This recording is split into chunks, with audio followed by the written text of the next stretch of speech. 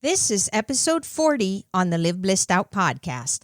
Self-care is defined as the practice of taking action to preserve or improve one's own health. Did you know that self-care is largely misunderstood? Women in particular tend to feel guilty about catering to their needs. This explains why many women experience emptiness and exhaustion. Hello, action takers. Welcome to Live Blissed Out, a podcast where I have authentic conversations with business owners and subject matter experts to help us get the scoop, the 411, and the lowdown on a variety of topics. Tired of hesitating or making decisions without having the big picture? Want to be in the know? Then this is the place to go. I'm your host, Marissa Houston, helping achieve bliss through awareness and action.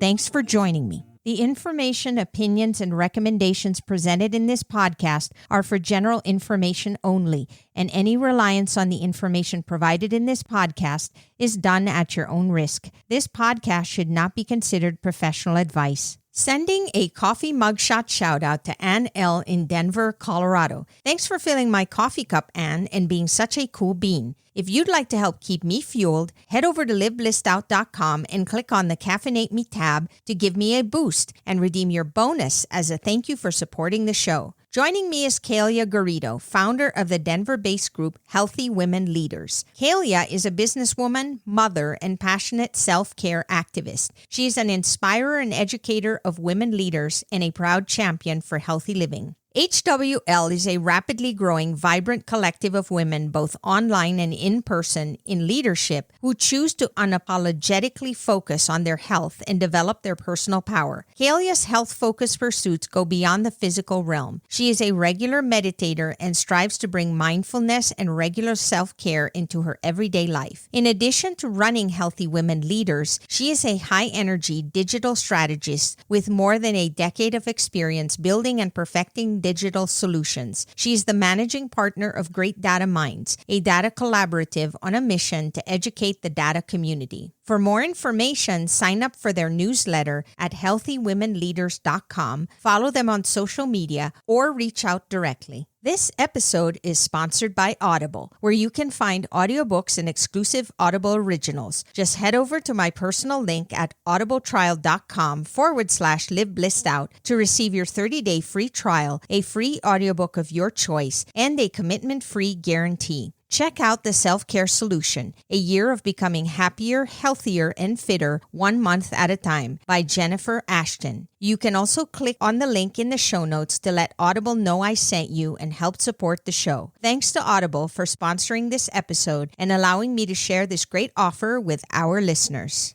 Hey, Kalia, it's really nice to have you here today. Well, hey, Marissa, thank you so much for having me on your show. It's my pleasure. I'm looking forward to talking to you because as the founder of Healthy Women Leaders, I am really enthusiastic about talking to you about self-care for women because in our day-to-day lives today, things are pretty rough for many women. There are a lot of outside influences. They have a lot of responsibilities, pressures, and obligations. They have to care for so many things inside the home, their children, their husbands, and they don't seem to have enough time or energy to juggle everything. And then to top it all off, we're in the midst of this pandemic that seems to be increasing division, fear, and confusion, and it's making people stay at home. And in many cases, that increases the workload for women who now have domain over the home. So as a result, women are winding up getting stretched too thin. What do you feel are the predominant expectations that we have of women today? Judging from my personal experience, Marissa, these expectations come in from a variety of sources, right? You have your work expectations, things that are expected of you on the job. If you're a career woman or a woman who is in leadership, those expectations can be even higher because you're willing to say yes more often than you're willing to say no because you're on a corporate climb. We have family expectations. This is the people inside your house, your extended family. family, children alone, and Lord knows I love mine, but whoo, do they take a bit of your time and energy. And the media, right? There's expectations about how beautiful you need to be and how fit you need to be and how you can never get a wrinkle on your face and all these things. And, you're sort of pumped full with these messages of who you should be. This a lot of times can even start in childhood. I watched my 3-year-old daughter playing with a Barbie that doesn't even have a realistic body type and wouldn't even be able to walk if she was a human. So I think there's a lot going on for women right now. They're kind of inundated and they're taking it from all sides. Yeah, I totally get you because I know a lot of women myself that are going through those things. And I feel like they try to take too much on. And what do you think is the cause of that? Why do you feel women seem to overlook their own self-care and just push themselves to the limit? I think we're a symptom of kind of growing up in our culture and growing up with a lot of these expectations that we're feeling to be a good girl and be quiet and be nice and, do your work and get your A's and go to the gym and do all these different things that you hear quite a few messages. It's actually been really eye-opening for me to have a daughter and to have my grown-up eyes on as I watch her experience and the things that are targeted towards her. And it started now.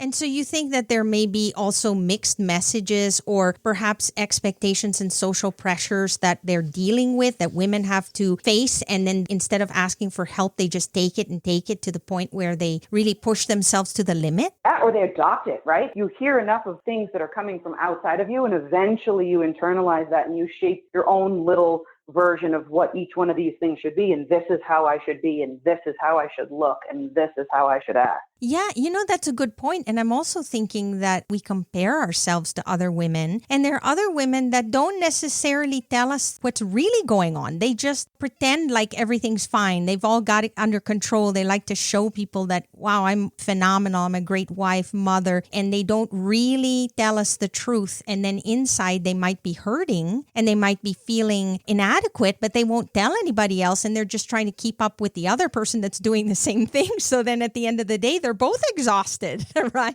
That's what it is. And, social media is like for all of the benefits that are in there, if you don't approach that, like with what you've just mentioned, that this is actually not the real picture of what this woman is going through. Because I can show you a really cute picture of my family on our vacation, before the pandemic or something like that. And it all looks okay. But actually, my daughter threw up in the car. My son's 14. He's super unhappy to be there, right? I have 15 work fires that just came in at the same time. And my husband and I had a domestic because I was like, clean up the puke, right? So that's what it actually looks like, but all you see is the one thing. So I really feel like you have to approach it with a grain of salt, or like tie your hair up and have your coffee before you hop on that social media, because it can take you down if you're feeling in a low place. You're absolutely right. In the social media world, it's like, look at me, I'm climbing the mountain. Look at me, I'm playing sports. Mm-hmm. Look at me, I'm just wonderful. I'm dressed so nice. Everything seems to be this ideal world that we create. I think part of it too is the pressure of we don't want to bring people down. So by bringing out our problems on social media, then it's almost like we're complaining or we're not strong enough. Just deal with it. All of us are. What's your issue? And I think that's what happens. So then we look at the other person and then we try to mirror their life, their so-called perfect life, when in reality, it really isn't perfect. Yeah, you're right. It's the little tip of the iceberg is what you see, but you don't see what's happening underneath all that. That's right. When that happens, then what are women supposed to do? What are some things that they can take away here that we might be able to provide to them that will help them overcome that? What are some things that they should be thinking about so that they can take better care of themselves and not hold themselves to these unrealistic standards? So this is where I start to get wicked geeked out. I'm going to nerd out on you, girl. You ready? Great. I'm ready. This is my personal passion, right? And this is how Healthy Women Leaders was born, is because I always used to think as a woman who's on a career climb, and I was a single mother at a young age. I was the girl that said yes to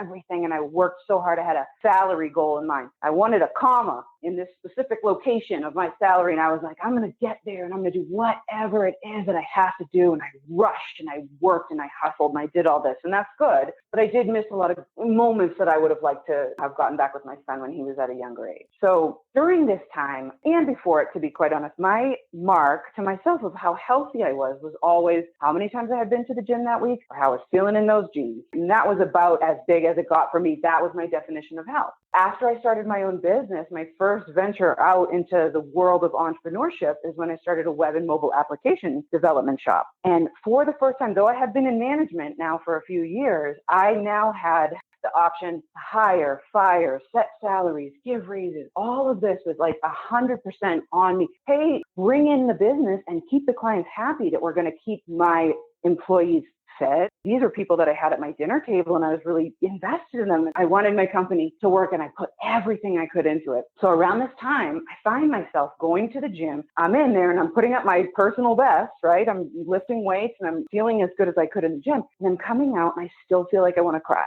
And my thing that I had always gone to was physical fitness, really kind of gym based, and it wasn't doing it for me anymore. So I'm learning at this point that I have to broaden my definition of what healthy really is. And as it turns out, however many years later, I look back and I see that it was a very narrow scope of what health is. Health actually now to me means so much more. So in addition to my gym routines, I incorporated yoga. I started approaching nature and getting outside with like new eyes and different types of workout. Healthier eating was another thing that happened. Meditation entered my life in an amazing way. Really anything that now I would bucket under an umbrella term of self-care, which was doing the things that I needed to do to get to know who I was and what I needed so that I could be better prepared to handle the mounting stresses that I had in my life. And so I think the answer to your question, Marissa, is that it's self-care. Women have to learn that taking care of themselves is not a selfish act. In fact, it's a necessity that's going to make you better in every other thing that you do in that day.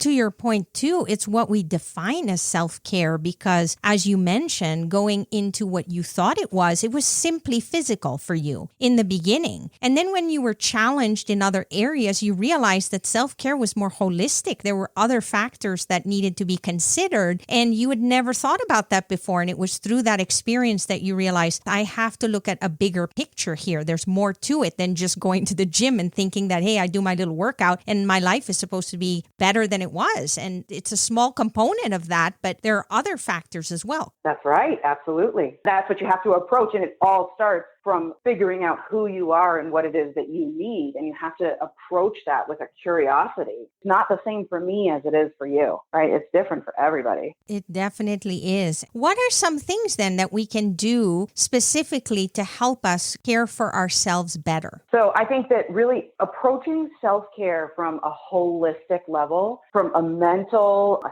spiritual, as well as a physical perspective, I think that's kind of the way that you do it. And so it's funny, when I first started Healthy Women Leaders, it was a community. It's a community of women that are in leadership. We want to encourage and inspire each other to take care of yourself, to prioritize yourself. Because like we talked about before, I've seen women just give so much away. They're pouring their energy out and they're not refilling that cup. And if you don't do that, you are absolutely going to burn out or drop out or flop out. You find yourself crying on the kitchen floor. Maybe that's me and maybe it isn't. Yeah. But you don't need that. And I mean, even in those days where, you know, your business is getting you down and the family's tough and all these things, I still felt like it would be the wrong thing for me to take extra time to go and take a hike by myself or go to the library and get a new book or just grab a cup of coffee and have some solace. And I almost felt I was starting to not need my husband's permission, but I need his urging for him to be like, you know, you look like you need some time, take some time. I'm not a woman who asks for permission. Why do I need it in this situation? It wasn't something that I was running out to do myself or even maybe really stopping myself before it got too far. So as I started Healthy Women Leaders, I started to do all this different research and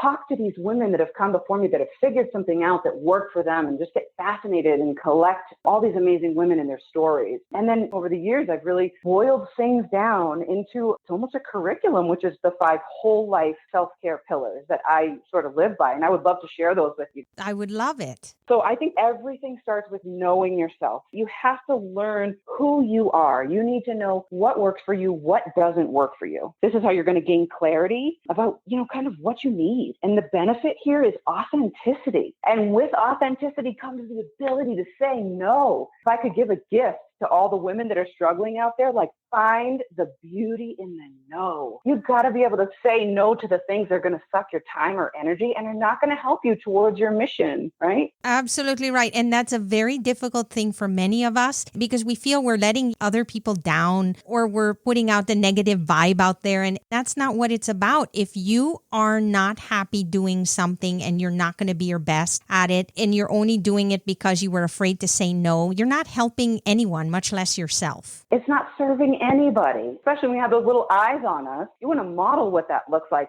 When you know who you are and your feet are firmly planted to the ground, you are able to withstand a lot more of things that you know life's going to toss at you. So the second pillar that I absolutely, and right now, this is like maybe one of the most important things, that you need to watch what you take in. We talked about this a little bit in the beginning, Marissa, about how there are media messages out there and there are really divided messages. All the things you should and shouldn't do, and everybody has an opinion and they believe their opinion is right. You would be spinning in circles if you listen to all the messages that you hear. So this is learning how to keep a clean house, and that's your physical house. It's your environment. It's around you too. One of the things that I have found to be very therapeutic is adopting more of a minimalist take on the things that I bring into the home. I don't need a lot of clutter, things like that. That's a part of my self-care as well, is making sure that I'm donating things that I don't need to be constantly arranging. And, you know, when you have kids, it's hard because there's a lot of things that are attached to that. But watching what you take in physically, environmentally, and energetically, this is so that you can keep that clear mind. You keep a nice orbit around yourself of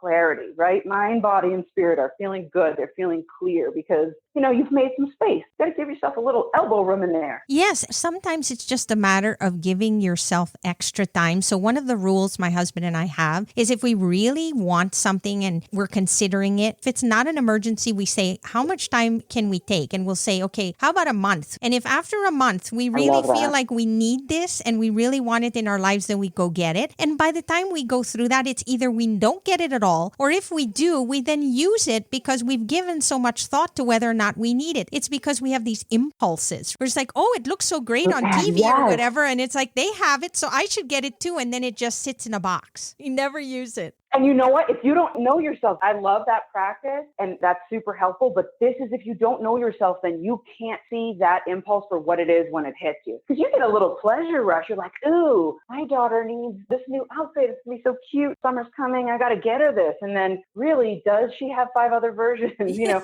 if you truly know yourself, you can mark when you feel that little rush of the like, oh, let me go and see what's out there. It's almost a subconscious practice at this point in time. So you got to know yourself so you can know better, again, what you can say no to. Yes, and knowing yourself includes understanding your emotions and balancing that with your thoughts and logic. Trying to balance both, because as human beings, we are emotional. You can't take that factor away. Even when you look at that cute little dress for your daughter, you're getting emotional because you're envisioning her wearing it, how cute she's going to look. But then there's also the practical side. Does she already have 5 of these dresses? Balancing that out is that awareness. And if you ask those questions, then you can level out those emotions so that you can have more control over your ultimate decisions. Exactly. I love that. So on the other side of watch what you take in is watch what you give out. This is an interesting one as well. This is where you really learn how to be the change that you want to see. So how many times have you woken up on the wrong side of the bed? And you're just like, let me get those flippers on. I'm going to go make my coffee and it didn't come out right. And I'm like, I have the potential to become pretty much like a blowtorch of just negativity around me. And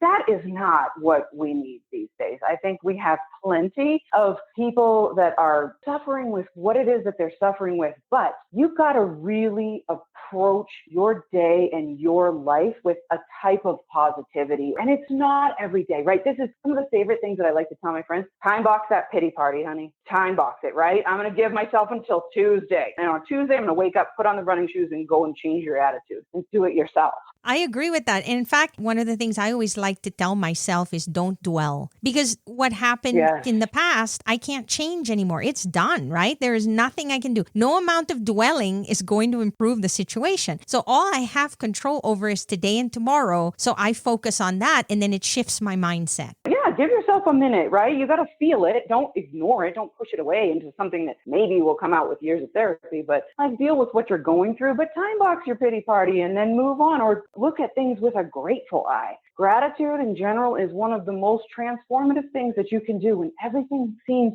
so tough. Take a breath of the clean air that you have right there. There's so many things, and you really don't have to look far. When you start to look around for things that you can be grateful for, the whole world changes color. So approach things with a positivity, and you might be able to exude a little bit more happiness, which in turn will help the other people that you come in contact with. Number 4 is treat yourself lovingly. Sometimes if you think about the things that you say in your head and how those would sound if one of your girlfriends told those to you, I would be like, dude, ease up on that. Oh my gosh, like that voice in your head is a psycho, okay? That's a psycho, and you do not want to listen to what's happening there, because there's a lot of second guessing. There's a lot of critiquing that we do to ourselves, and we're all trying. So this is where I would recommend that you become a self-care activist. Like, treat yourself lovingly, give yourself a break, like honor what you're going through. Find the things that you love to do and do them. Make time for them. And don't ask for somebody else's permission. Put it into your schedule. And this can be the big things, like when the spa is open, go have your spa day. There's nothing wrong with the bubble bath, but it's also as small as giving yourself a minute before you turn on your phone first thing in the morning. One of the silliest things for me is like a hot towel from the dryer. Literally, I will rush around my day and I'm doing laundry for a family of 4. I'm doing all these things, right? I'm a person who runs cold. So let's say it's the winter months and I pull this hot towel out of the dryer. I can take 1 second, wrap myself up in a big fluffy hot towel and just have a minute right there. Or I can just shove it into the laundry basket or fold it up right quick and like put it away and go on to the next thing. Like, even taking that minute, treat yourself lovingly. That's one of the most special things that you can do. Like you said, we are hard on ourselves sometimes. We have such high expectations of ourselves that even when we do good things, we forget it. And we only remember the things that we failed to do the way we expected it. There's so much good. Yes, there are things and challenges that happen in our lives that we wish didn't happen. But then if we also look to the things that are good that happen to us, then we can, again, balance those things out so that we're not so hard on ourselves, feeling like we're failures and then feeling like we're inadequate, which is not going to be helpful for us or the people we love. The last one here is to expect the awesome. This is more of that looking for gratitude, look for the good, right? And sometimes today it takes a little while longer to find it. This can be as simple as curating the feeds that you're following on social media. If those aren't helping you, or you're feeling judgy, or you're feeling like you're getting into that comparison mode that we talked about, get that stuff out of your life. You don't need that.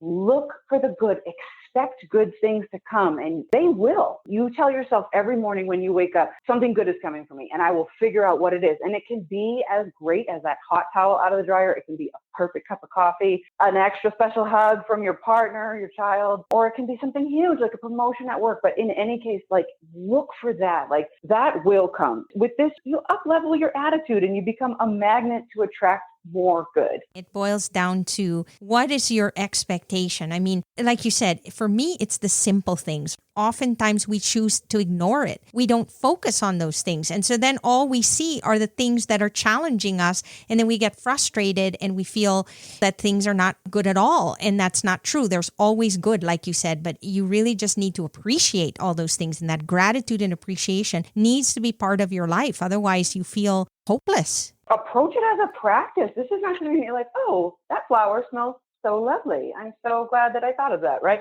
It's like, look for those things, journal them, collect them, expect them, and you note when you get it back. It's not like it's just a happenstance sort of thing. It's a part of your self-care practice to be grateful. In any case, thank you for letting me nerd out with you. Those are the truths that I have come to, and I've seen them validated out in the world and out in my inner circle. Like, the people that I know, true healthy women leaders, have all said the same kind of thing. So I think if there's anything I could recommend for people, the women that we talked about, in the beginning, they're feeling stressed, they're feeling overwhelmed, there's so much going on, they got their family around their house every day, all day, like things like this. These are the 5 things that I would recommend people do. They have been monumental for me in changing my outlook and feeling better in like sort of a holistic way, right? More so than just going to the gym, whether or not your gym is open. It's bigger than just physical things. I think we should really, as women that are in leadership or want to be in leadership, let's approach it from a different perspective. Let's encourage each other to practice self-care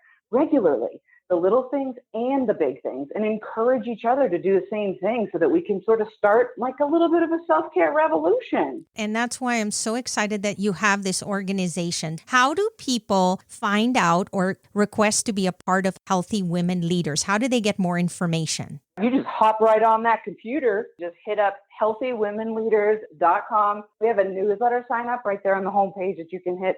And then you see the cool stuff that we have going on. We have different events when we can. And we also love to highlight women that are doing great things in different areas of wellness, that have figured out something or unlocked some truth. We want to highlight them. We want to really, kind of share them. So if you're looking for that inspiration, you can hit us up there. If you're one of those women that has something to say, you can also hit us up there. Like I said, I'm in the business of collecting these amazing healthy women. So if you know them or if you want to be them, then you just go to healthywomenleaders.com and we're happy to have you. Kalia, thank you so much for sharing this with us today and for starting this group of women so that everybody can be supportive of each other and be real, like you said, authentic, helping each other address any challenges that we all come across. And, it's nice to know that you're not alone, because we aren't. Oftentimes we think we're the only person that's ever gone through this particular challenge, and we find out there's other people that have done it, and hearing their stories and being able to hear what they've done to overcome their challenges is so helpful. So thank you so much for being a guest on the show today. I really appreciate you, Kalia. Thank you for having me, and I appreciate you too.